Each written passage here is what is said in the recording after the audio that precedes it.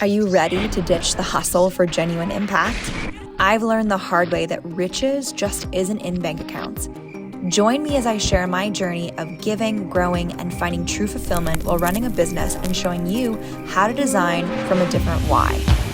This is Generosity Revolution. Hello, and welcome to this episode number 2 of the Generosity Revolution. We're going to get to some real talk today.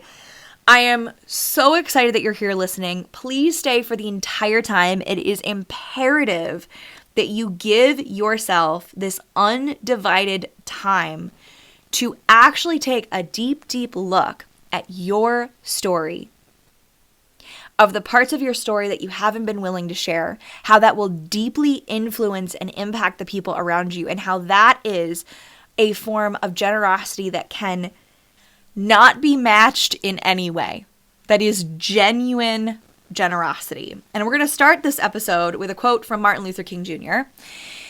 He said this in April 16th, 1963. And this is what he said. "The ultimate measure of a man is not where he stands in moments of comfort and convenience, but where he stands at times of challenge and controversy." And then he goes on to say, "The true neighbor will risk his position, his prestige, and even his life for the welfare of others." Oh my goodness. Now, what's so powerful about this is I'm a Midwest girl. I live in the United States, in the Midwest, in the 21st century. I am grateful to have many conveniences and comforts that most of the world does not have. I know that I take advantage of those and dismiss them as just things that I have every day, and constantly am getting to come back to this place of deep, authentic gratitude for everything in my life, for how God has given me so many blessings that often I dismiss as another expense or another thing that I have to manage. And yet, there are so many gifts and so many blessings that I've been given and that you have been given as well, wherever you're listening, wherever you're tuning in.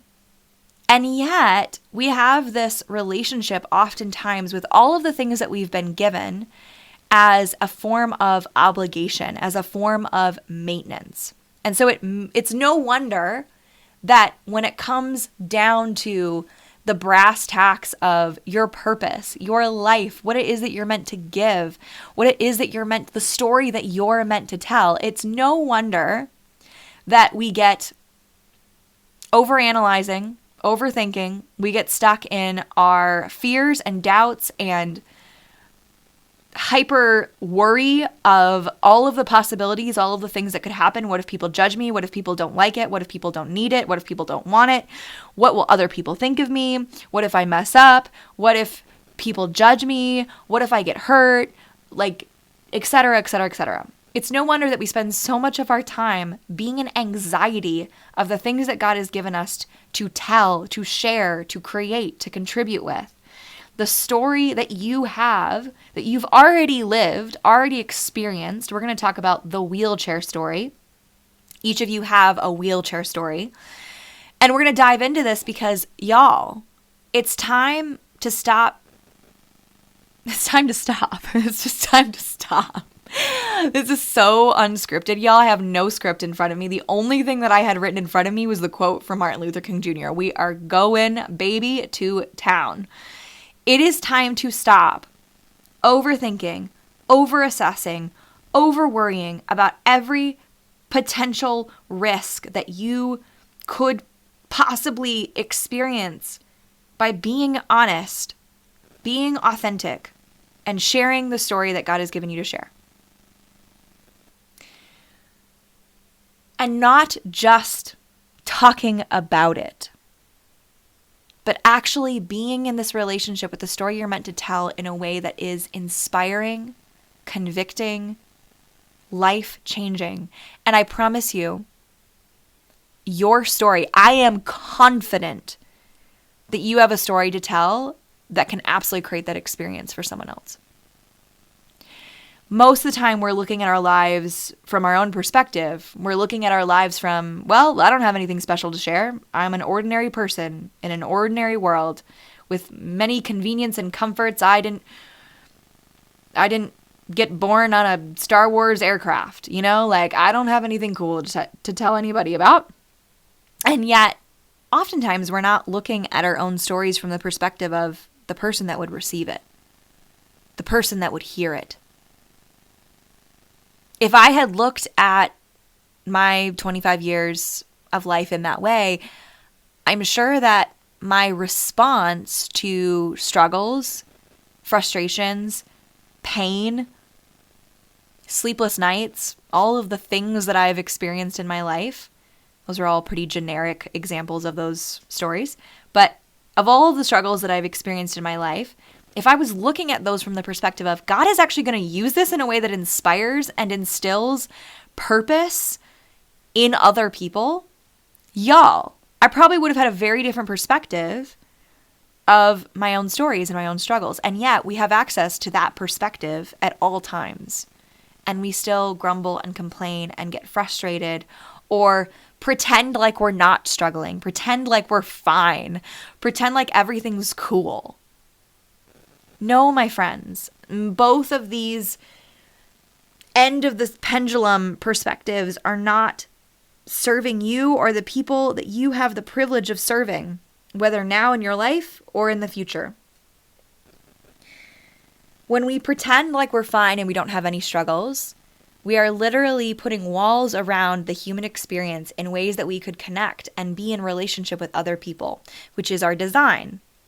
When we are holding back, playing small, and disconnecting from actually telling our story, being vulnerable, being courageous, we are missing out. And also, most importantly, my friends, the people in our lives that have the privilege of hearing our stories and being changed forever don't get that experience. So there are many reasons that you may be holding back, playing small, pretending like you're fine. We're going to focus specifically on those of you who are in the what ifs, in the fears, in the insecurities, in the doubt, in the shame of messing up, shame of not being good enough, whatever it is for you. We're going to spend most of our time in this episode with you because ultimately all of our avoidant mechanisms come down to some version of that. And then we're going to come to the core of all the things, and then we're going to blow it up. We're going to blow it up. We're literally going to blow it up. So where I want to start with you is acknowledging the elephant in the room, acknowledging all of the things that often stop us from actually telling our story, from being courageous, being creative, being totally creatively expressed, being whole body inspired and inspiring around the life that we've lived, the experiences that we've experienced, and the wisdom and learning and gifts and blessings that we have been given through those experiences that now we have the privilege to give to the world. Stress. We could talk about it for days. Anxiety, insecurities, busyness. These are all ways that we learn to avoid. And I say this because a lot of times we are victims to these things. I'm victim to my stress. I have so many things to worry about. I don't feel secure. I don't feel safe. I doubt myself all the time. Okay? I'm busy. I don't have time. All of these things are ways that we avoid to actually focus on what really matters. And if you knew, I want you to really think about this. If you knew that you could be a Martin Luther King Jr., would you choose it? And what about knowing it or not knowing it has anything to do with it? If you knew that the most incredible experience was right around the corner, would you take that next step? And what's the difference between knowing it was going to happen or just taking that step regardless? My friends, a lot of times our fear is coming from this place of, I don't know what's coming. But guess what? Everybody in the entire world had the same experience as you. They didn't know what was coming. And they took the step anyway. We have the privilege of taking a step every day in and day out, the next one after that, the next one after that. We have the privilege of contributing in what many people would say are average, ordinary ways of contributing. And yet, one of those ordinary ways of contributing could change the course of someone's life. When I was in middle school, I competed in an oratory contest that I got second place on. Second place didn't go to a conference. Second place didn't go to the state level competition. Second place got a donut and a tap on the shoulder. You did a great job. Second place didn't get me anything. But out of sheer, what many people would say coincidence, but I know was very much providential, I got the opportunity to speak at a Right to Life conference that the first place winner could not be at. And I walk into a room with senators, judges, prestigious people of the state of Michigan, and thought to myself, who am I standing up in front of these people? These people have done incredible things in the world, I think. How in the world is it that I am here speaking in front of all these people about my story and my life? Yes, I promise you, there was a lot of insecurity. There was a lot of feelings going on for me. I didn't want to be there. I was so nervous and so terrified and felt so insecure by, like, do I have anything to share? What is this about? And yet, it's funny. Like, if you really take a moment to listen, there is this part of us that wants to be the person that changes the world. And that could be ego, and it probably is. But it's also, for some of us, it's this fire that's inside of us that keeps us moving, that keeps us going, that keeps us wondering, what if the next act that I do literally could change someone's life? Like, how incredible. What a privilege that I get to be alive on planet Earth, and I get to be used in a way that impacts and influences other people to be, like, really awesome. Like, wow, right? And so I'm sitting here in this fancy building with all these chief justices and judges and senators, and I get up to speak and share my story. And I look around the room, and it's almost like I'm observing myself as I'm speaking, but like I'm watching people's faces and like tears in people's eyes. People are being impacted and influenced. By the way, these are people who like are constantly hearing stories of pro-life people and like like really cool things all the time, and yet they're deeply influenced by my story. Whoa. Sorry, what? So the reason I share this with you is that there was a word missing in there. The reason I share this with you is because truly I look at my life, and if I'm just sitting here in my sweats and my sweatshirt, I feel pretty ordinary. And yet, honestly, like the minute I say that, all the people around me are like, are you kidding me? You're extraordinary. You're amazing. Your story's incredible. But like, no, like honestly, like real talk, I don't feel special. I feel pretty ordinary. I feel pretty normal. I'm a Midwest girl, like whatever, And yet, the things that I've gotten to do and say and share, and like the way that my simple courage around sharing my story over and over and over again in many ways and continuing to share my story has influenced and impacted thousands of people at age 25 years old. Like, how in the world? That makes me want to cry. That sometimes makes me cry. That makes me feel honored and privileged to get to be alive. Your ordinary could be extraordinary to someone else. If you knew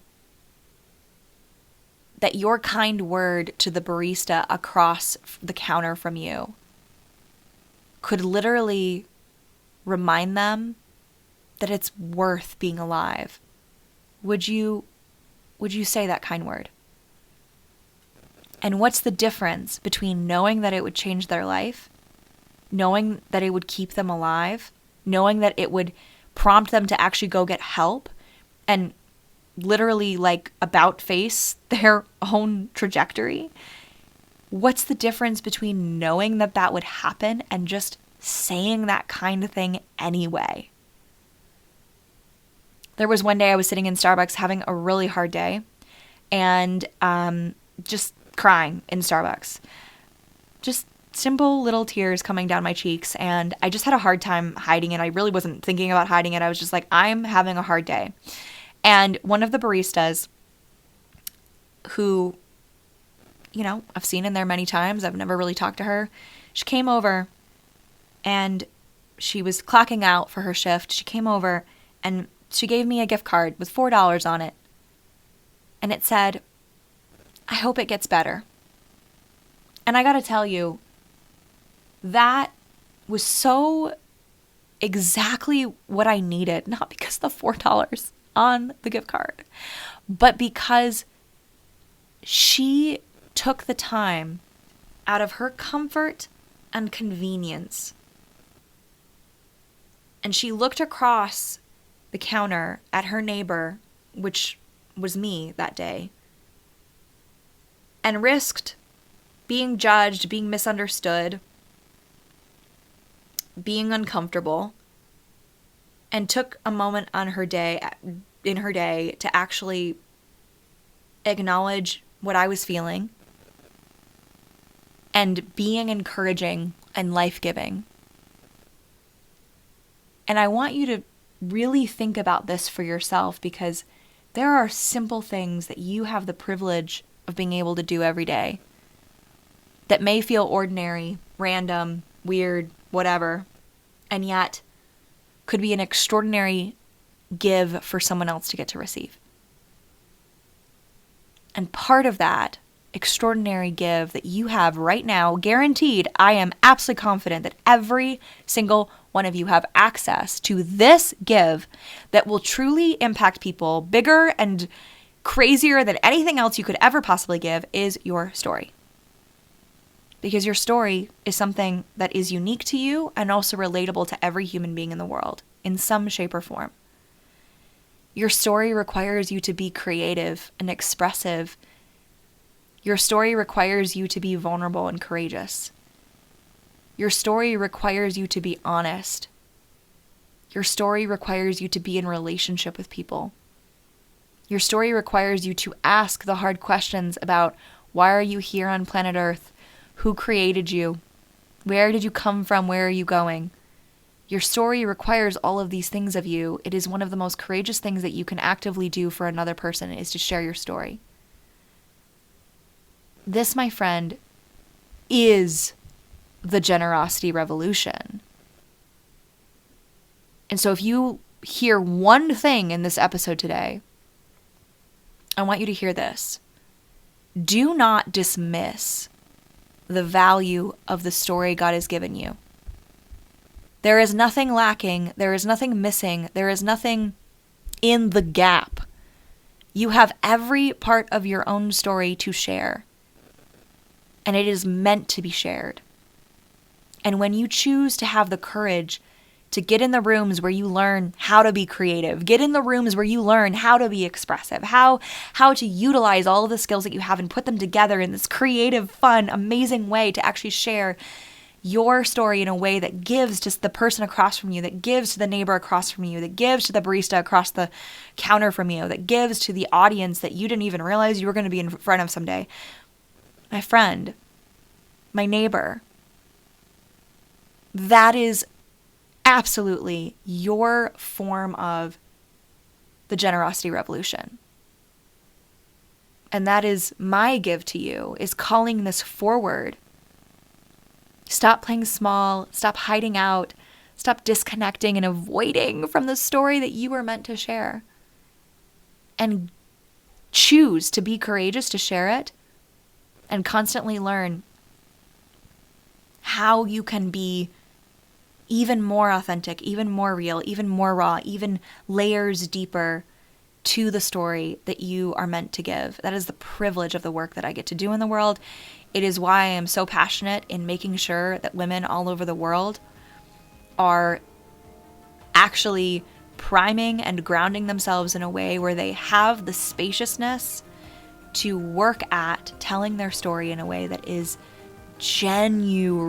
literally genuinely generous to the people around them. And every single one of you already have access to your story that is not like anyone else's. It is not ordinary. And it can relate to every human being in the world. If that's the one thing you hear today, then this episode was well worth recording. My friend, this is your generosity revolution.